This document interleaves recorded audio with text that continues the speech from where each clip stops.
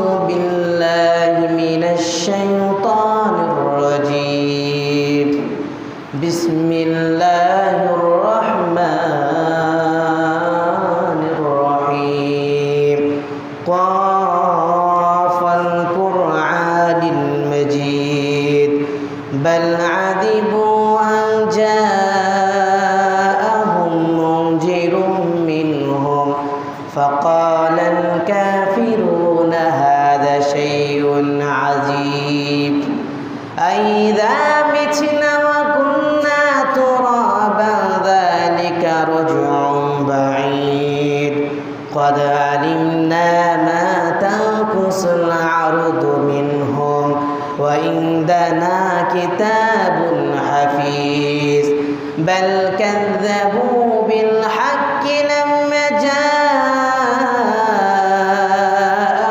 فهم في أمر مريض أفلم ينظروا إلى السماء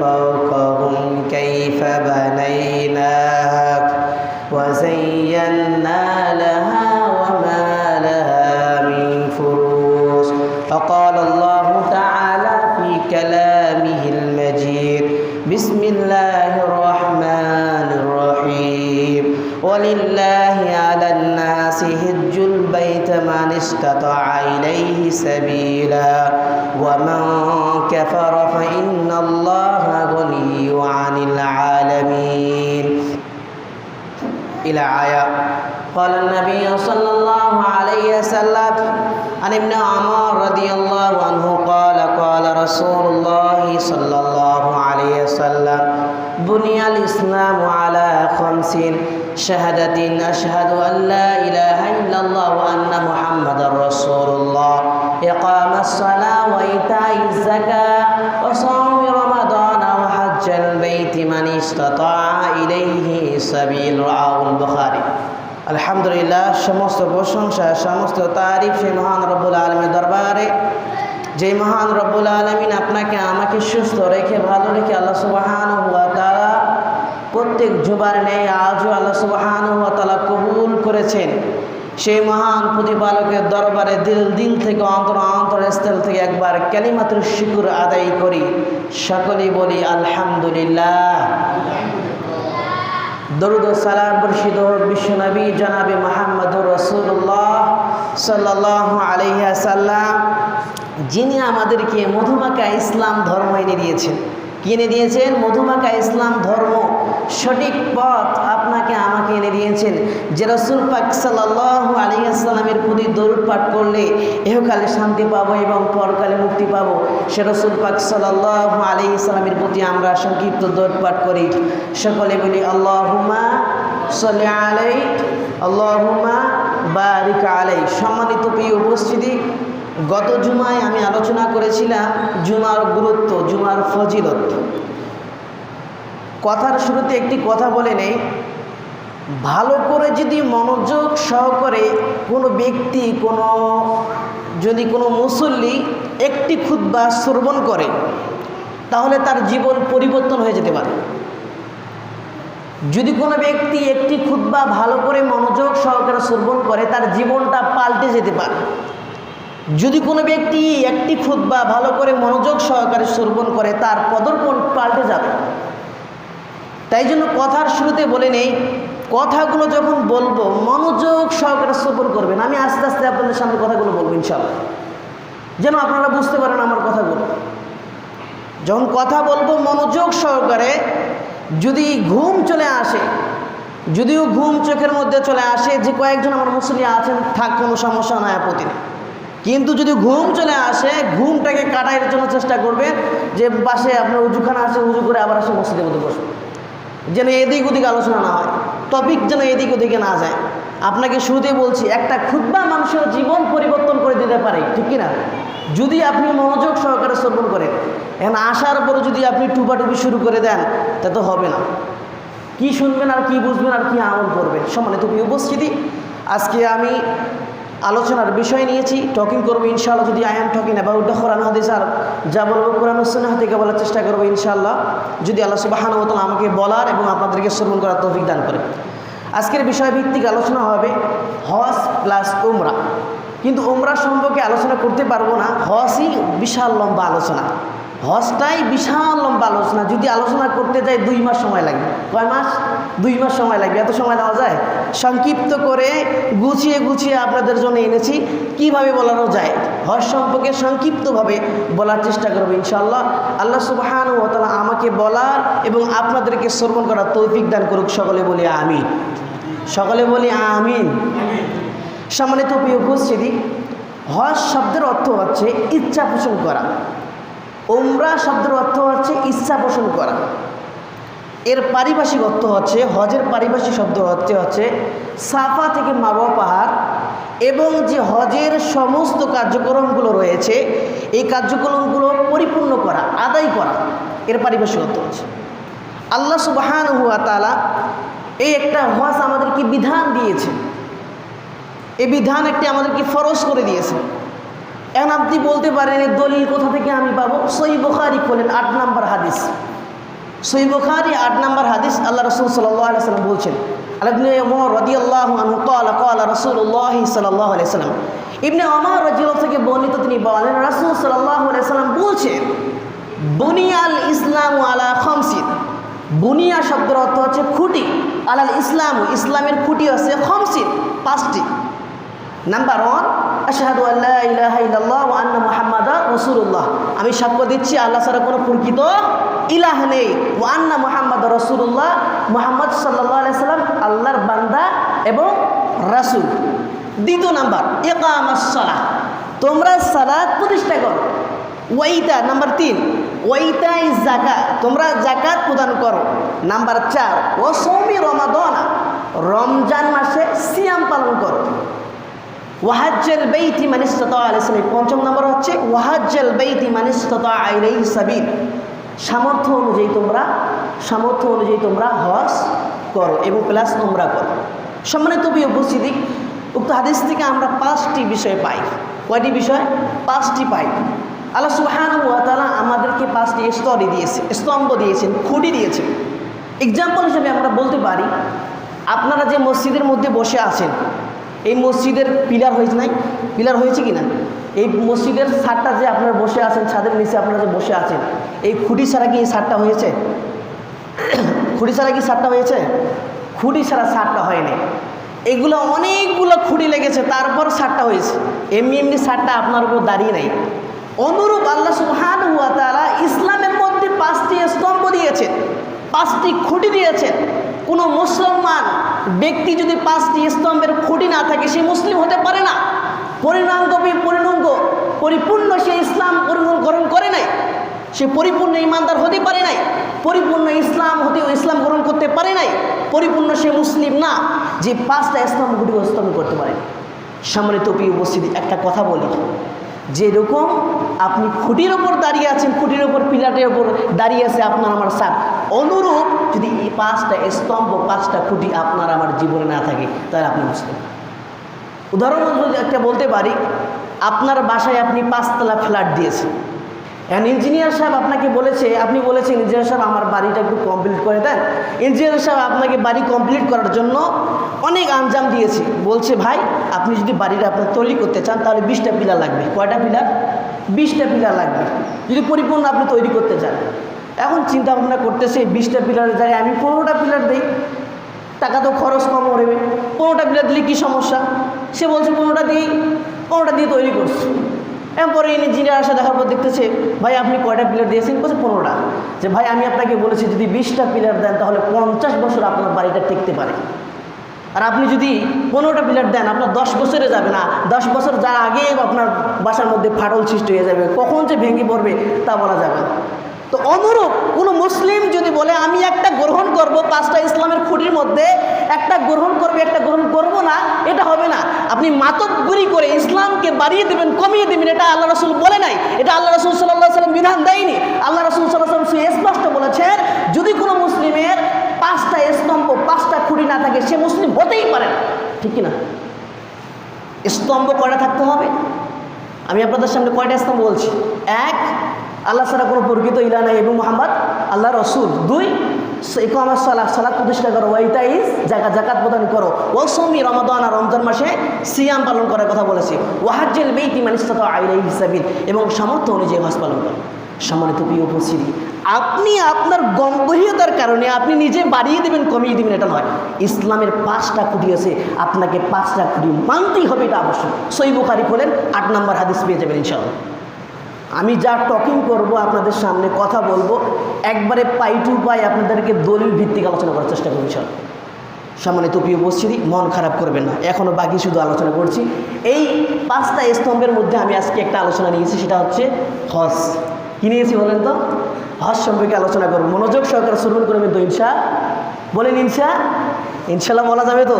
ইনশাল্লাহ না বলার কারণে 15 দিন ওহী নাজিল হয় না। কয়দিন বলেন তো? সূরাতুদ দুহা খুলে দেখবেন।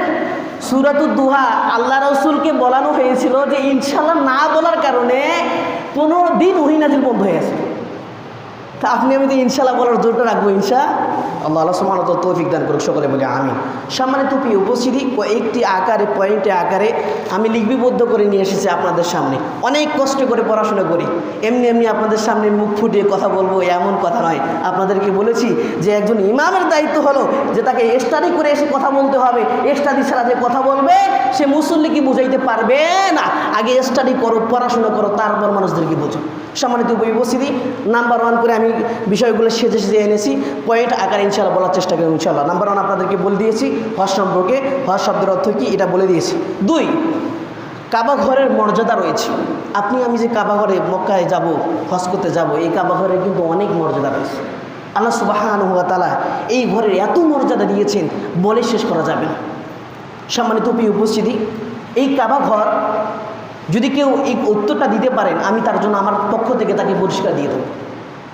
কাবাঘর ধ্বংস হয়ে গিয়েছিল, জানেন তো? কাবাঘর ভূমিষ্ঠিত হয়ে গিয়েছিল, বন্যার কারণে ভূমিষ্ঠিত হয়ে গিয়েছিল। এই কাবাঘর কে তৈরি করেছে আবার বলতে পারবেন? কে কে তৈরি করতে পারেছে বলতে পারবেন কেউ? বলতে পারলে আমি আপনি তাকে আমার পক্ষ থেকে তাকে পুরস্কার দেব ইনশাআল্লাহ, একটা হাদিয়া গিফট বই দেব। বলতে পারবেন কেউ? কাবাঘর ভূমিষ্ঠিত হয়ে গিয়েছিল, ধ্বংস হয়ে গিয়েছিল নূহ আলাইহিস সালাতু ওয়াস সালামের জামানায়। বিশ্বব্যাপী একটা প্লাবন হয়েছিল কি না? বিশ্বব্যাপী ইতিহাসগুলো পড়বেন, বিশ্বব্যাপী একটা প্লাবন হওয়ার কারণে মক্কা ডুবে গিয়েছিল, মক্কা পানিতে ডুবে গিয়েছিল, সব ভেঙে চুরমাচার হয়ে গিয়েছিল। তখন আল্লাহ সুবহানাহু ওয়া তাআলা আমাদের জাতির পিতাকে বলেন তো ইব্রাহিম আলাইহিস সালাম, আমাদের জাতির পিতাকে ইব্রাহিম আলাইহিস সালাম। আমাদের মুসলিম জাতির পিতা হচ্ছে আদম আলাইহিস সালাম।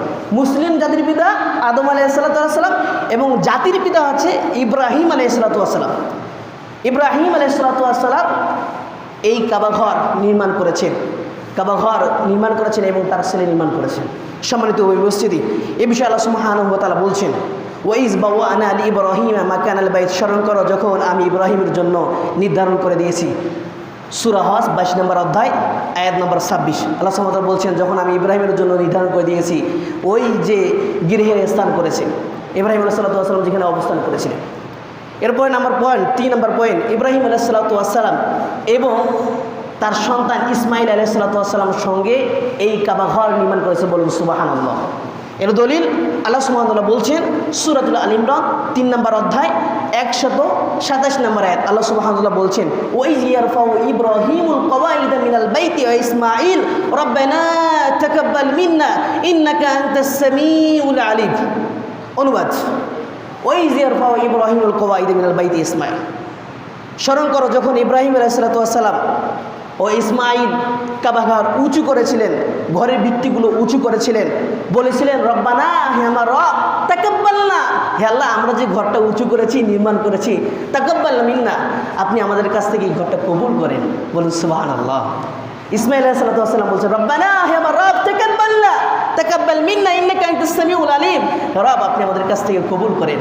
ইন্নাকা আনতাস সামিউল, আপনি শ্রবণকারী, আলিম আপনি হচ্ছেন মহাবৈজ্ঞানিক। বলুন সুবহানাল্লাহ। তো আয়াত থেকে এটাই প্রমাণিত হয় যে মক্কা দূষিত হওয়ার পরে আল্লাহ সুবহানাহু ওয়া তাআলা ইব্রাহিম আলাইহিস সালাম এবং তার পিতা তার সন্তান ইসমাইল আলাইহিস সালাম ঘর নির্মাণ করেছে। মনে থাকবে? কবরের আগ পর্যন্ত মনে থাকবে? কবরে যাওয়ার আগ পর্যন্ত মনে থাকবে? যা বলবো কবরের আগ পর্যন্ত যেন মনে থাকে। এখানে শুনবো আর এখান থেকে বাইর করে দেবো কান দিয়ে, এটা হবে না। আলোচনা বুঝে এখান থেকে চলে যেতে হবে, ঠিক কিনা? রাজি আছেন তো? আমি যতক্ষণ কি বলতো আসলাম শুরু, মসজিদে এখন গোসালে করতে পারি নাই, মসজিদটা তো উল্টা পাল্টা হয়ে রয়েছে। মসজিদটা আসলাম, গোসাল করে ইনশাল্লাহ যদি আল্লাহ তাআলা আমাকে সময় দেয়, আমি যদি থাকি ইনশাল্লাহ পরিবর্তন আসবে না, কেন আশাই দেব ইনশাল্লাহ। সম্মানিত বিয়ে উপস্থিতি, 3 নাম্বার পয়েন্ট আলোচনা করেছি। 4th নাম্বার পয়েন্ট, কাবা ঘর নির্মিত ঘর, যে সর্বপ্রথম কোন মসজিদটি নির্মাণ করা হয়? সর্বপ্রথম মসজিদুল কাবা, মানে মসজিদুল নববী, মসজিদুল কাবা, যেখানে আল্লাহ সুবহানাহু ওয়া তাআলা হজ ফরজ করে দিয়েছেন, যেখানে আমরা যাচ্ছি হজ করার জন্য, সেখানে আল্লাহ সুবহানাহু ওয়া তাআলা সর্বপ্রথম এই মসজিদ নির্মাণ করেছেন, বলুন সুবহানাল্লাহ। এ সম্পর্কে দলিল আল্লাহ সুবহানাহু ওয়া তাআলা বলছেন 3 নম্বর সূরাতুল আল ইমরান 3 নম্বর অধ্যায় 96 নম্বর আয়াত। আল্লাহ সুবহানাহু ওয়া তাআলা বলছেন, ইন্না আউওয়ালা বাইতি উযিয়া লিল্লাযী বাক্কাতা মুবারাকাতাহু ওয়া হুদাও লিল আলামিন। ইন্না আউওয়ালা বাইতি উযিয়া লিন-নাসি লিল্লাযী বিবাক্কাতা মুবারাকাহু ওয়া হুদাল লিল আলামিন। সর্বপ্রথম, নিশ্চয় মানুষের জন্য সর্বপ্রথম নির্মিত ঘর হচ্ছে মক্কা। সর্বপ্রথম কোন মসজিদে নির্মাণ করা হয়? মক্কার ঘর নির্মাণিত করা হয়। মনে রাখবেন, সর্বপ্রথম কেউ যদি আপনাকে জিজ্ঞাসা করে যে ভাই কোন মসজিদে নির্মাণ করা হয়, বলতে পারবেন না? সর্বপ্রথম কোনটা ঘর নির্মাণ করা হয়? মসজিদুল, মানে কাবার ঘর নির্মাণ করানো হয়। এবং আল্লাহ সুবহানাহু ওয়া তাআলা বলছেন লিল্লাযী বিবাক্কাতা মুবারাকাত, এটা হচ্ছে বরকতময় এবং বিশ্বাসীদের জন্য, যারা বিশ্বাসী, যারা হচ্ছে বিশ্বাসীবাসী, তাদের জন্য হচ্ছে পথ প্রদর্শক, বলুন সুবহানাল্লাহ। যারা বিশ্বাসী হবে, যারা ইমানদার হবে, তাদের জন্য এটা পথ প্রদর্শক, বলুন সুবহানাল্লাহ। দেখলেই তারা পরিবর্তন হয়ে যাবে।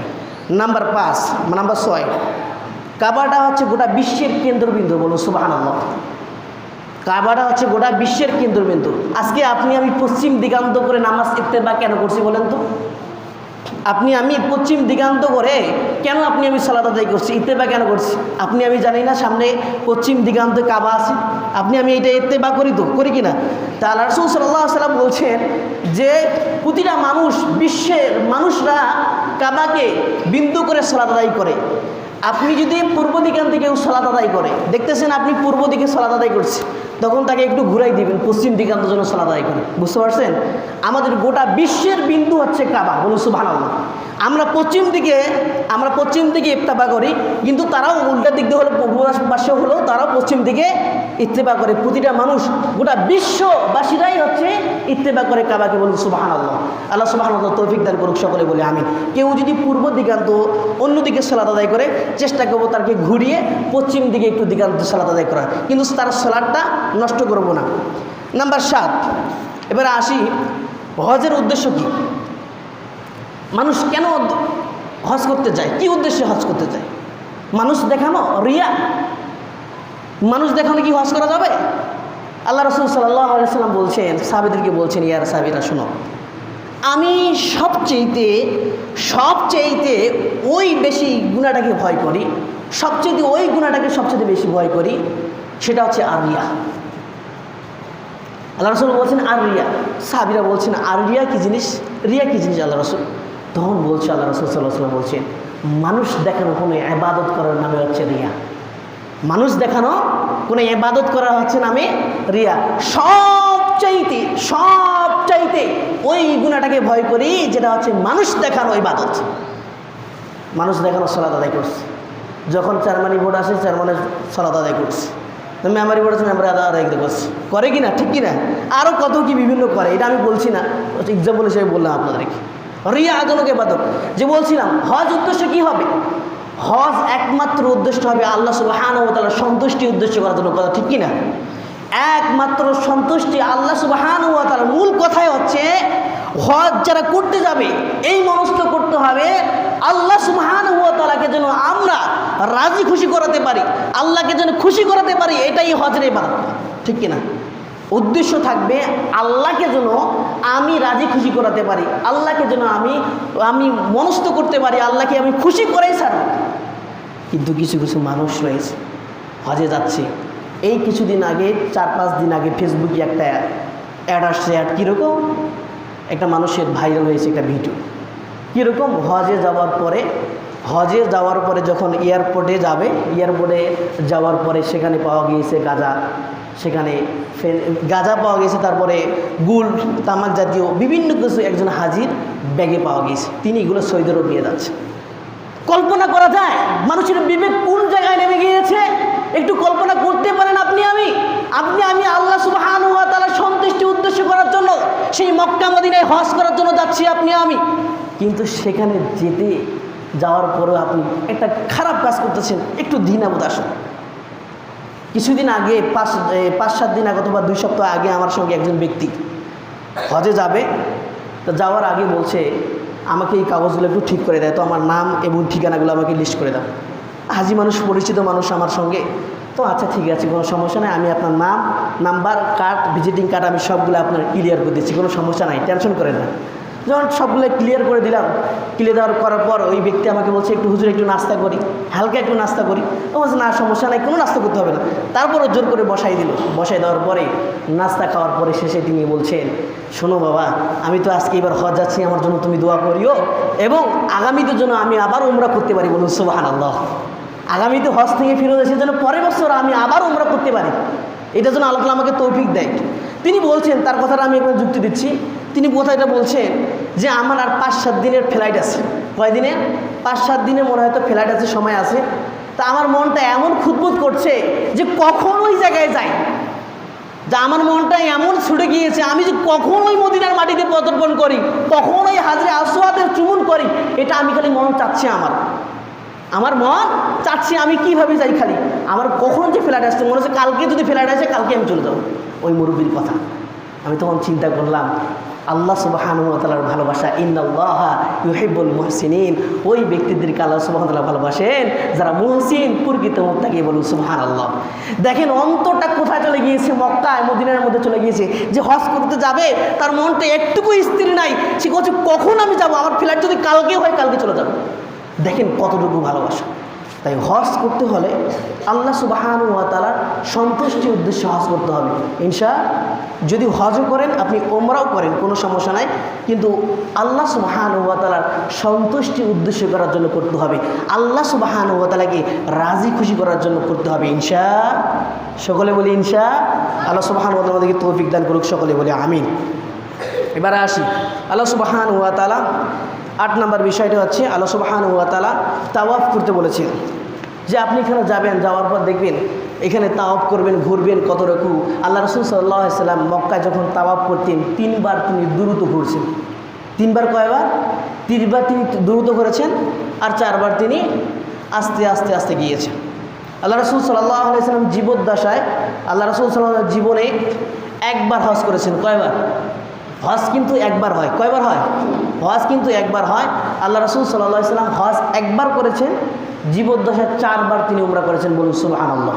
এটা লম্বা হাদিস আছে, 1284 নম্বর হাদিস, সহিহ মুসলিমের 1284 নম্বর হাদিস খুলবেন ইনশাআল্লাহ পেয়ে যাবেন।